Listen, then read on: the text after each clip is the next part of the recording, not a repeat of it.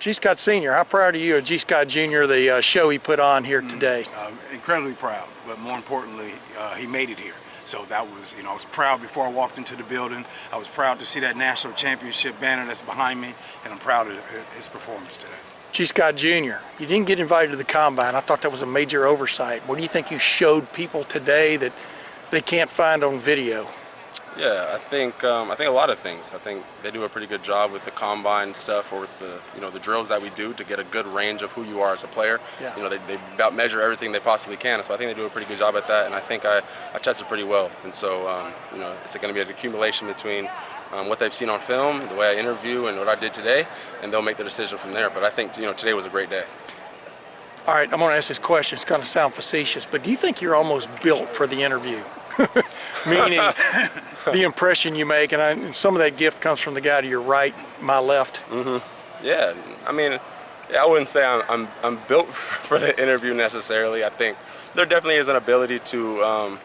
I think it's one way to feel something. And I think sometimes it's hard to articulate exactly how you feel, or who you kind of are. And I think I was definitely blessed with an ability to maybe articulate some of the things that are in my mind. But I try my best to be authentic and share the things that I sincerely feel, regardless of who's the interviewer.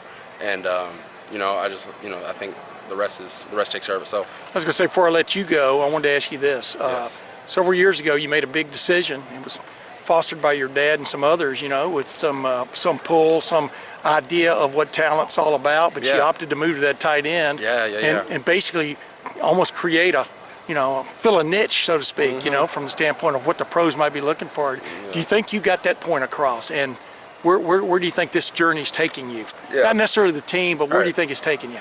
Yeah, man, I think when you ask the question of where it takes me, I think the transition to tight end, in my opinion, was so much bigger than football. I think there was a sovereign hand on that decision that was bigger than what we could understand in that moment. And I wouldn't go back and change a dang thing about it. And I think it's ultimately led me to not only be the football player I am today, but the man I am today. And I wouldn't go back and change a thing. Yeah. So I think it's probably one of the better decisions I've ever made in my life. And when I say that, I don't mean, statistically or football numbers wise. I just, as a man, as a future husband, future father, soon to be teammate at one of the 32 programs and all those kind of stuff. G. Scott Jr., appreciate it. Yes, sir. G. Scott Sr., same question. Do you think your son has proven a point, or made a point, or carved out something here? No, I think he's proved to himself that he can continue to do what he needs to do every single day. Like he said, it's bigger than football. I think at the end of the day, that's what you do for a living. Most people watching, listening right now, you're more than your job. You're a husband, you're a son, you're a father, whatever the case might be. So as a father, I'm proud of him as he's my son. Yeah, that's what I was going to ask you. I mean, 4 year. I mean, he's been here for a while and stuff. It's almost a lifetime in some respects and stuff. What's the biggest thing he's gotten out of this more than anything else, this experience at Ohio State? He was dropped off a young man here in 2020.